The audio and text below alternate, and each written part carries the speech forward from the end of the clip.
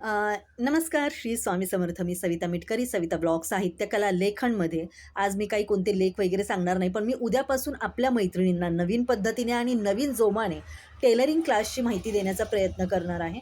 त्यामध्ये माप कसं टाकायचं, मेन म्हणजे ब्लाऊजचं माप कसं घ्यायचं, ब्लाऊजचं माप टाकायचं कसं, ह्या हळू क्रोष्टी आता मी माझ्या माझ्या ब्लॉग्समध्ये चालू करणार आहे.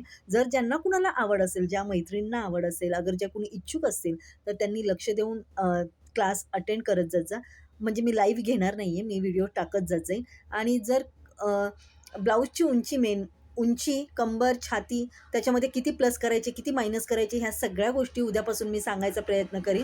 वही आणि पेन बाजूला ठेवणं गरजेचं आहे आणि त्याच्यामध्ये ते लिहून घेणं जास्त गरजेचं आहे. जर तुम्हाला वाटत असेल, अगर तुम्हाला आवडलं, तर तुम्ही ते ऐकून घ्या आणि त्यानंतरच तुम्ही माझ्या ह्याला फॉलो करा.